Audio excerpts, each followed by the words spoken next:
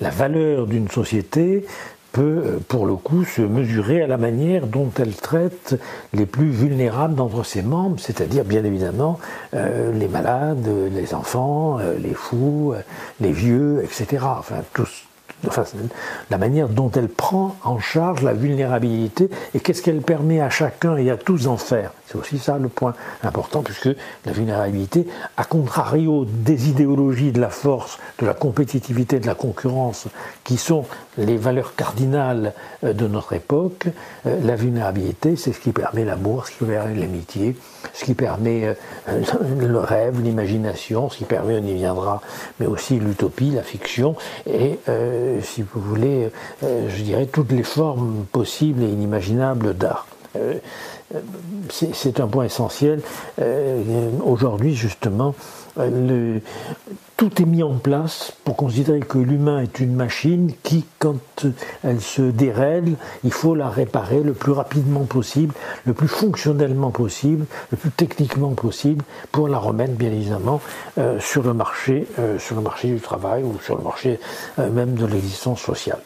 C'est pas un hasard si aujourd'hui, par exemple, ce sont les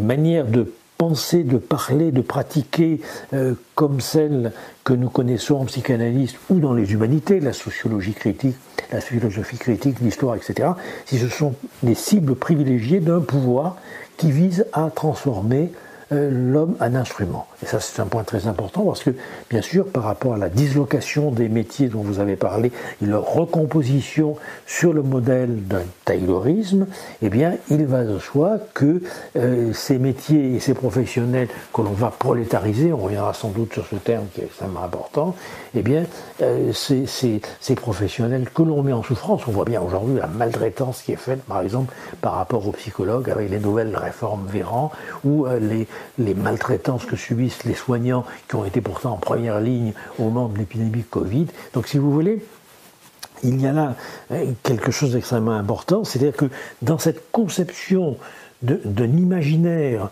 purement fonctionnel, d'un homme purement instrumental, pris dans une rationalité que j'appelle pratico-formelle, c'est-à-dire un mode de raisonnement par les affaires, si vous voulez, un mode de raisonnement par le droit.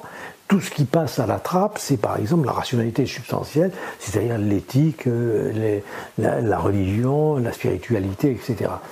Toute ma vie, mon origine sociale, ma sensibilité aux luttes sociales, ma sensibilité aux souffrances sociales, et puis aussi peut-être la manière dont j'ai vu des institutions formidables comme l'université ou l'hôpital complètement impactées par des modes d'évaluation stupides, absurdes et qui se prétendent scientifiques alors qu'ils ne le sont pas. Ils relèvent de ce qu'on peut appeler, avec Édouard Glissant, le poète, un vide formulaire.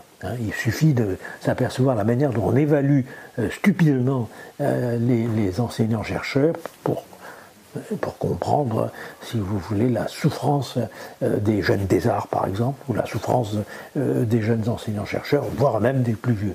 Donc on est tombé dans un monde totalement fou qui ne tourne finalement que pour produire, je dirais, une valeur réduite à la quantité. Pourquoi ? Parce que la quantité, c'est le propre même de la conversion monétaire. Et c'est justement ce qui permet, là on n'a pas le temps d'en parler, mais c'est ce qui permet parfois l'alliance avec certaines formes de savoir scientifique ou pseudo-scientifique, et puis la rationalité marchande. C'est-à-dire que les deux ont en interface le chiffre. Or, les chiffres, souvent, si on est un peu sérieux, si on fait un peu de philosophie, un peu d'épistémologie, avant de s'en servir pour donner des ordres et pour gouverner avec, les chiffres, il faudrait savoir comment on les produit et qu'est-ce qui justifie la manière dont on les interprète. Vous savez, Alfred Sauvy disait que les chiffres étaient en quelque sorte des êtres fragiles qui, à force d'être torturés, finissent par avouer ce qu'on veut leur faire dire. On le voit bien, que ce soit au niveau de la crise du Covid, ou au niveau de l'économie, de la politique, ou même, encore une fois, des modes d'évaluation des chercheurs ou des modes d'évaluation des soignants. Vous voyez, on voit bien comment, effectivement, les chiffres sont des êtres fragiles on leur fait dire ce qu'on veut, quoi, pour aller vite. Et c'est là où nous avons besoin justement des mathématiciens. Il ne s'agit pas de rejeter les mathématiques. Nous avons besoin de scientifiques. Nous avons besoin d'épistémologues qui nous apprennent la manière dont on peut détourner de façon tout à fait perverse, finalement, quelque chose comme la lecture mathématique numérique du monde, qui peut servir pour le pire ou pour le meilleur. Tout est mis en place pour qu'il y ait, en quelque sorte, je dirais, une éducation c'est plus une éducation d'ailleurs, c'est comment dire, c'est une violence symbolique et matérielle opérée sur l'élève, sur les enseignants, voire même sur les hauts fonctionnaires de l'éducation, de l'administration, de l'éducation nationale, où ils sont tous mis en ligne. Vous voyez, ils sont tous mis en... Alors, Deleuze avait un peu anticipé. Il avait dit un beau jour, finalement, il n'y aura plus de frontières entre l'école et la maison, entre le loisir et le travail. Et il avait déjà pensé au télétravail. Il pensait à l'époque au télétel. Et il montrait justement comment l'utilisation de ces techniques, qui sont des techniques formidables, hein, je ne suis pas technophobe, mais l'utilisation de ces techniques peut conduire à un asservissement absolu par le vecteur de l'information. Et nous n'en avons pas encore parlé, mais nous en parlerons peut-être. Il va de soi que ce livre est centré sur la question de nos nouvelles sociétés de contrôle par le biais de l'information, qui est la nouvelle manière de donner des ordres, mais l'information n'est pas la parole.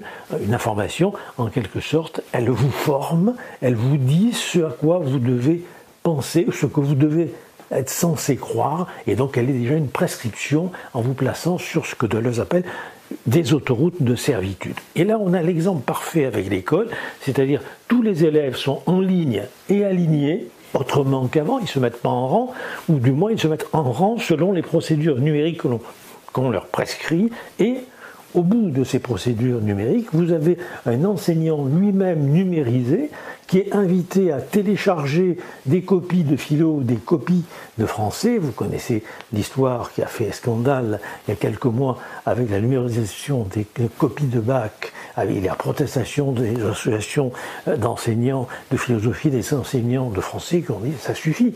Parce qu'une copie, ça se regarde, ça se touche, ça se manipule, ça peut être annoté, ça peut être laissé de côté, puis ça peut être repris, ça peut être comparé. Donc tout est fait là pour réduire, n'est-ce pas, la pensée aux acquis d'une information purement instrumentale, numérisée, et qui apporte pas tellement de compétences, c'est pas ça le problème, qui apporte en quelque sorte un assujettissement au discours et au mot d'ordre du maître. Et le maître, là, c'est même plus le maître en classe, parce que lui-même est aliéné, c'est même plus l'inspection, puisque même l'inspection générale, il est question de la supprimer, c'est même plus les hauts fonctionnaires de l'éducation nationale, puisqu'ils ne sont plus avec M. Blanquer nommés, ils sont détachés, c'est-à-dire révocables, dès lors qu'ils ne plaisent pas, n'est-ce pas, au maître. Vous voyez, c'est un point important. Donc on peut dire que M. Blanquer et M. Véran, ils jouent un peu les marionnettistes qui attachent avec des fils numériques, n'est-ce pas, à la patte aussi bien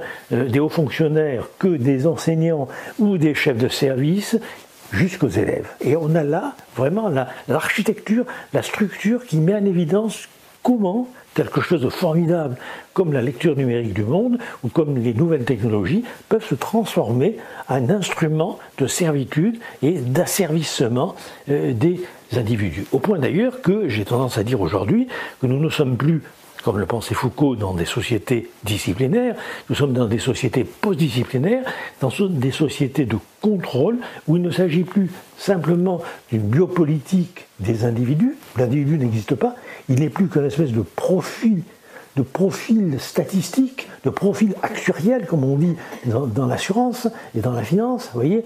Et donc, il n'y a que les informations qui comptent. Ce qui compte, c'est les informations que vous avez laissées sur le net lorsque vous allez chercher vous-même des informations. Vous n'allez pas les payer, ou du moins, vous les payez par les traces numériques que vous laissez et qui sont revendues. Et donc, c'est cette architecture-là qui se met en place, où la notion même d'individu, et de citoyen encore plus, bien sûr, explose.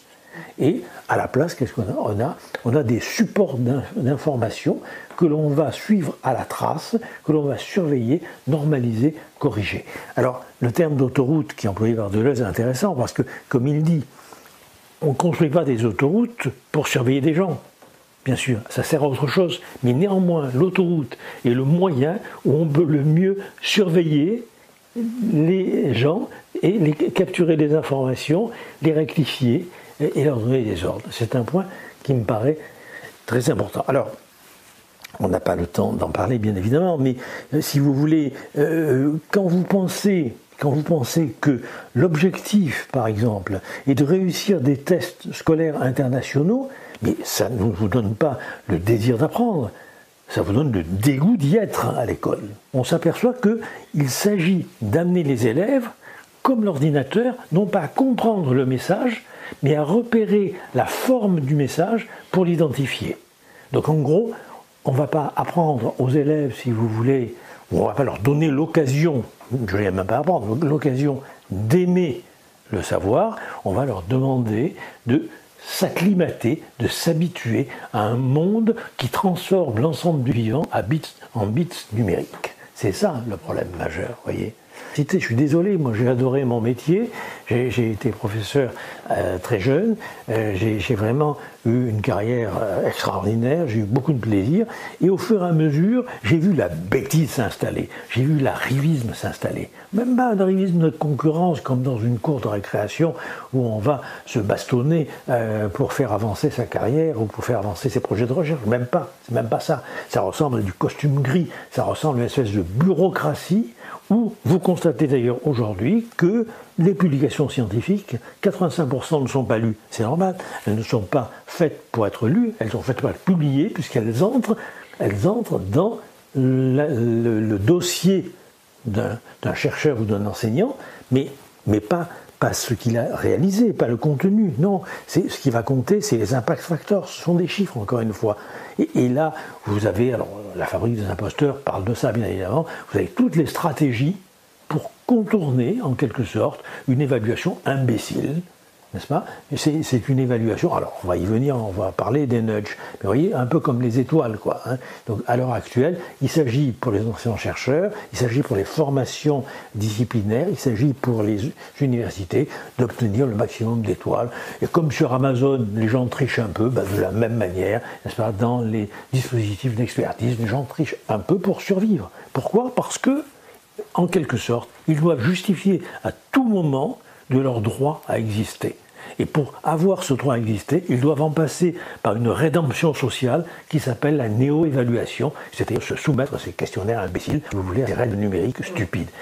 On est du côté de Darwin, pas Darwin lui-même, mais darwinisme social de Spencer, c'est-à-dire ce qu'on peut appeler le naturalisme économique, ce que Alfred Fouillé appelle le naturalisme économique.